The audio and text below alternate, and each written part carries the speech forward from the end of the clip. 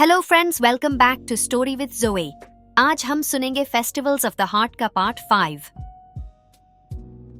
वंग Yibo और Xiao Zhan का रिश्ता अब एक ऐसे मोड पर था जहां दुरियन और मिसअंडरस्टैंडिंग्स दोनों के इमोशंस को एक अलग ही लेवल पर टेस्ट कर रहे थे।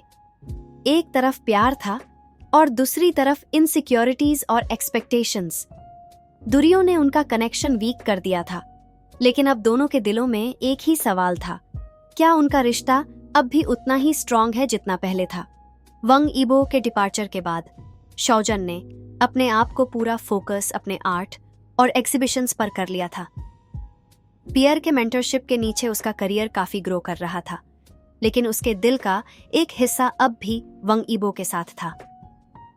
एक दिन पियर ने एक आर्ट गैलरी के लॉन्च इवेंट के लिए शाओजान को इनवाइट किया। इवेंट के दौरान पियर ने कैजुअली कहा, शाओ, तुम्हारा फोकस अब इम्प्रेसिव लग रहा है।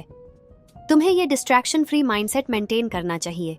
शाओजान ने बास मुस्कुरा कर जवाब दिया, लेकिन उसके अंदर एक गिल्ट का एहसास था। उसे लगता था कि वो वंग यीबो के बिना अपनी लाइफ के नए चैप्टर्स एक्सप्लोर कर रहा है। वंग यीबो का डांस क्रू काफी इंटरनेशनल इवेंट्स कर रहा था। रिहर्सल्स और परफॉर्मेंसेस के बीच उसका स्केड्यूल इतना बिजी हो गया कि शाओजान के साथ टाइम स्पेंड करना मुश्किल हो गया। एक रात रेचल ने रिहर्सल के बाद वंग यीबो से कहा, यीबो, तुम थाके हुए लग रहे हो, तुम्हें ब्रेक लेना चाहिए। वंग यीबो ने रिस्पॉन्ड किया, ब्रेक लेना पॉसिबल नहीं है, ये मेरे करियर के लिए बहुत जरूरी है। रेचल ने कैजुअली बोला, और तुम्हारा रिलेशनशिप, क्या तुम दोनों अब भी कनेक्टेड फील करते हो? वंग यीबो ने एक मोमेंट के लिए चुप रहकर कहा, मैं ट्राई कर रहा हूं, लेकिन कभी कभी लगता है कि हम दोनों एक दूसरे से दूर होते जा रहे हैं। एक रात शाओजान ने वंग यीबो को कॉल किया, लेकिन रिस्पॉन्स सिर्फ एक टेक्स्ट मैसेज था, busy with rehearsals, I call you later. यह मैसेज उसके लिए फेमिलियर हो चुका था, लेकिन इस बार शाओजान ने और इंतजार नहीं किया।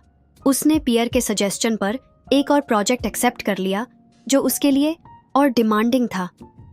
ये डिसीजन एक तरह का एस्केप भी था उस कंफ्यूजन से जो उसके दिल और दिमाग में चल रहा था। दूसरी तरफ वंग यीबो अपने स्ट्रगल और एक्सपेक्टेशंस के बीच अटका हुआ था। एक दिन रेचल ने उसे कैजुअली पूछा, तुम कब तक अपने रिलेशनशिप को मैनेज करने की कोशिश करते रहोगे? वंग यीबो ने रिस्पॉन्ड किया, जब तक पॉसिबल है। लेकिन उसके दिल में यह सवाल बार बार उठ रहा था कि क्या ये सब एफर्ट्स उनके कनेक्शन को वापस ला सकते हैं। एक दिन शाओजान और वंग यीबो का एक इंटेंस कॉन्वर्सेशन हुआ। वीडियो कॉल के दौरान दोनों के बीच एक टेंशन था जो उनकी आवाजों में रिफ्लेक्ट हो रहा था।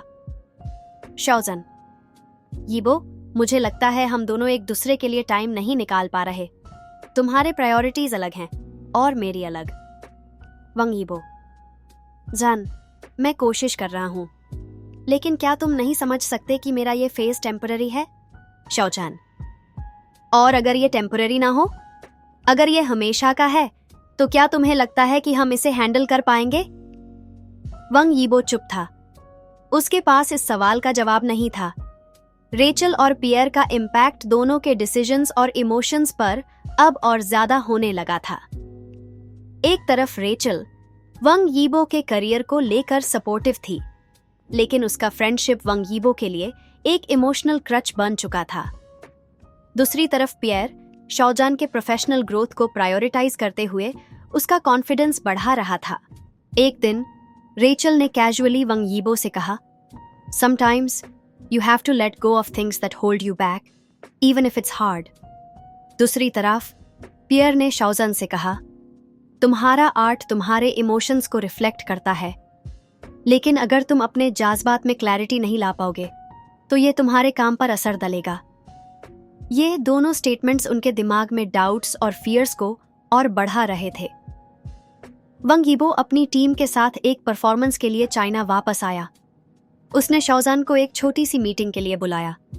दोनों एक पार्क में मिले जहां पहली बार उन्होंने अपने दिल की बात ओपनली की। वंग यीबो, जन, मैं वापस आया हूं क्योंकि मुझे लगता है कि हमें एक दूसरे से फेस टू फेस बात करनी चाहिए। मैं नहीं चाहता कि हमारे बीच कोई गलतफहमी हो। शाओजान, यीबो, मैं तुमसे प्यार करता हूँ, लेकिन मुझे लगता है कि हम दोनों अलग डायरेक्शंस में जा रहे हैं। मैं तुम्हारे सपनों के अगेंस्ट नहीं जाना चाहता, लेकिन क्या हम अपने सपनों के साथ अपने रिश्तों को बैलेंस कर सकते हैं? वंग यीबो ने उसका हाथ पकड़कर कहा, हमारी मोहब्बत हमारे एफर्ट्स पर डिपेंड करती है। अगर हम चाहें तो कुछ भी पॉसिबल है। लेकिन दोनों के चेहरे पर एक डाउट था जो उनके दिल के कंफ्यूजन को रिफ्लेक्ट कर रहा था। वंग यीबो और शाओजान का रिश्ता अब एक क्रूशियल स्टेज पर आ चुका था। पार्क में हुई उनकी मुलाकात के बाद दोनों के दिल में एक अजीब सी शांति और हलचल थी। एक तरफ उनका प्यार था जो उन्हें एक साथ रहने के लिए मोटिवेट कर रहा था, और दूसरी तरफ उनके सपने जो उन्हें अलग दिशा में खींच रहे थे। इस मोड़ पर उन्हें सिर्फ एक चीज का समाधान ढूंढना था। क्या मोहब्बत और सपने एक साथ चल सकते हैं, या फिर उन्हें एक को छोड़ना होगा? वंग यीबो अपने डांस क्रू के साथ एक बड़े इंटरनेशनल कंपटीशन के लिए प्रिपेयर कर रहा था। यह कंपटीशन उसके करियर का टर्निंग पॉइंट बन सकता था। दूसरी तरफ शाओजान का एक मेजर आर्ट एग्जीबिशन होने वाला था, जिसमें उसका काम नए डायमेंशंस एक्सप्लोर कर रहा था। एक रात वंग यीबो ने शाओजान को कॉल किया। दोनों के बीच एक नॉर्मल सी कन्वर्सेशन शुरू हुई, लेकिन धीरे धीरे वो एक इमोशनल डिस्कशन में बदल गई। वंग यीबो, जन, मैं तुमसे एक बात शेयर करना चाहता हूँ। तुम्हारे बिना यह सब करना मुझे अधूरा लगता है। शाओजान, यीबो, तुम्हारे बिना मेरी क्रिएटिविटी भी इनकम्प्लीट लगती है, लेकिन कभी कभी लगता है कि हम दोनों अपने सपनों के पीछे भागते भागते एक दूसरे से दूर हो रहे हैं। वंग यीबो, तो क्या इसका मतलब ये है कि हम अपना प्यार सैक्रिफाइस कर देंगे? मैं तुम्हें छोड़कर कुछ नहीं चाहता। शाओजान एक पल के लिए चुप रहा, फिर उसने कहा, नहीं यीबो, शायद हमें अपने प्यार और सपनों के बीच एक बैलेंस ढूंढना होगा। अगर हमने एक दूसरे का साथ छोड़ दिया तो हम खुद से भी दूर हो जाएंगे। रेचल और पियर का रोल अब उनकी कहानी में अपने अंत की ओर बढ़ रहा था। रेचल ने वंग यीबो को एक दिन कैजुअली सजेस्ट किया, यीबो, तुम्हारा फोकस सिर्फ कंपटीशन पर होना चाहिए। अगर तुम्हें डिस्ट्रैक्शंस लगें तो उन्हें अपने सपनों के रास्ते में मत आने दो। वंग यीबो ने जेंटली रिस्पॉन्ड किया, मेरी डिस्ट्रैक्शंस मेरी स्ट्रेंथ हैं रेचल, और शाओजान मेरे लिए एक मोटिवेशन है, कोई हिंड्रेंस नहीं। दूसरी तरफ पियर ने शाओजान से कहा, तुम्हारा टैलेंट एक्सेप्शनल है, लेकिन अगर तुम इमोशनल बैगेज के साथ अपने करियर को बैलेंस करने की कोशिश करते रहे तो यह तुम्हें वीकन कर सकता है। शाओजान ने कॉन्फिडेंटली रिप्लाई दिया, मुझे पता है कि मेरी मोहब्बत मुझे वीकन नहीं, स्ट्रेंथन करती है। मैं सिर्फ ये बैलेंस कैसे मेंटेन करना है, ये सीख रहा हूँ। ये दोनों कॉन्वर्सेशंस उनके दिलों में क्लैरिटी लेकर आई। रेचल और पियर सिर्फ उनकी कहानी के एक टेम्पररी चैप्टर थे, लेकिन वंग यीबो और शाओजान एक दूसरे के लिए एक परमानेंट इमोशन बन चुके थे। कंपटीशन के दिन वंग यीबो का परफॉर्मेंस फ्लॉलेस था। उसका पैशन और डेडिकेशन उसके हर मूव में दिख रहा था।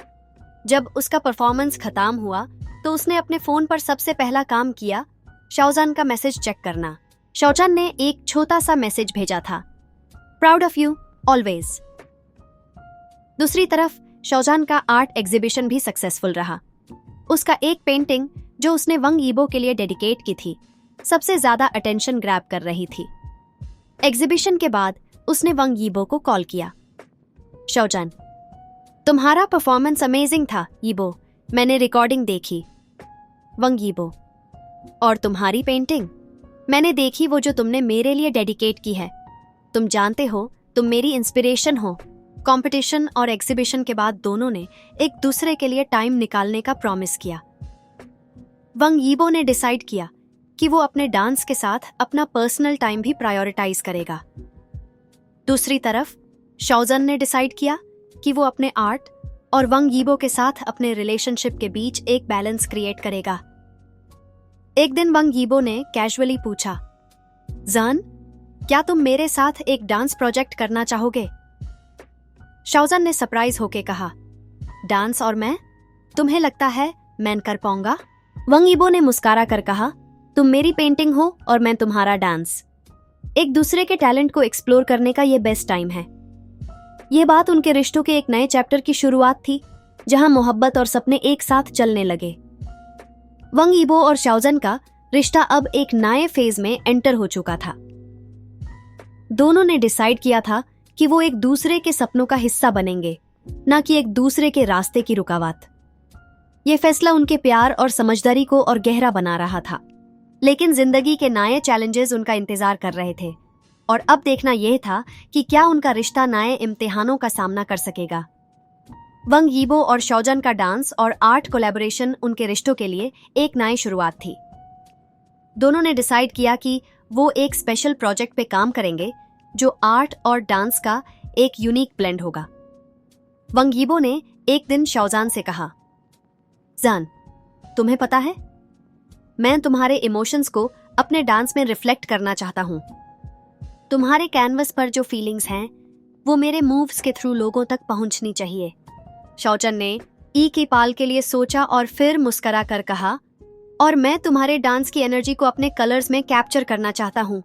यह प्रोजेक्ट सिर्फ एक आर्ट पीस नहीं, एक स्टोरी बनेगा, हमारी स्टोरी।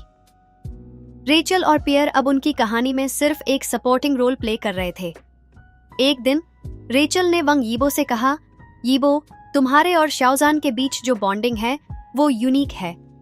मैं सिर्फ ये चाहती हूँ कि तुम दोनों अपने सपनों के साथ साथ अपने रिश्तों को भी वैल्यू दो।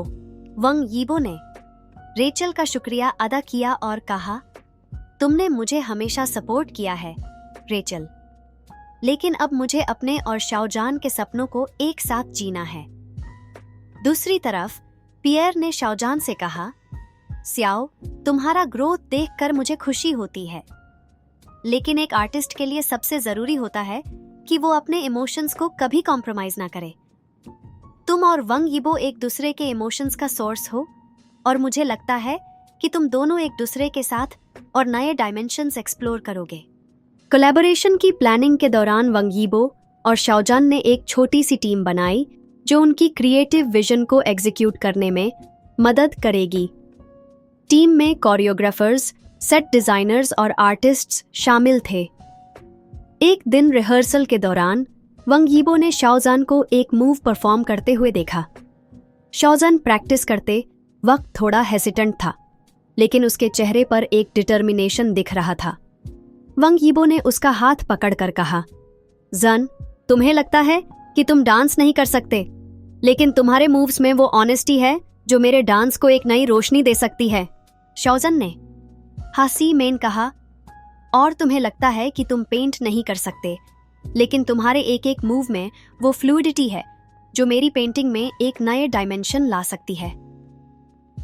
उनके प्रोजेक्ट को एक बड़े इंटरनेशनल कंपटीशन में प्रेजेंट करने का मौका मिला।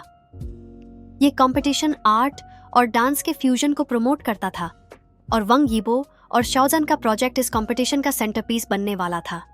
कंपटीशन के लिए रिहर्सल्स के दौरान एक दिन शाओजान थोड़ा स्ट्रेस्ड लग रहा था।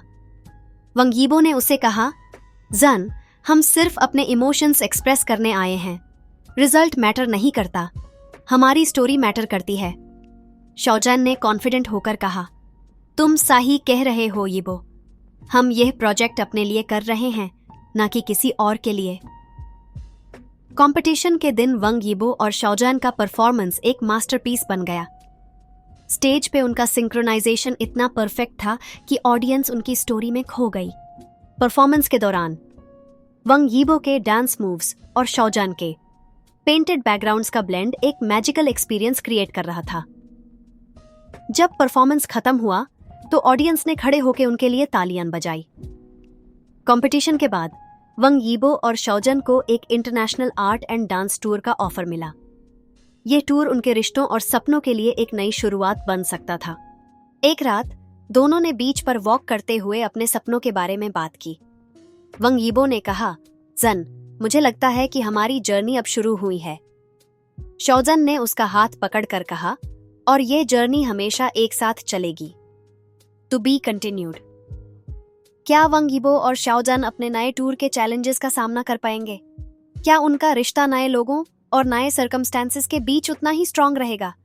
अगले पार्ट में देखिए उनकी मोहब्बत और सपनों की कहानी का एक और मोड़।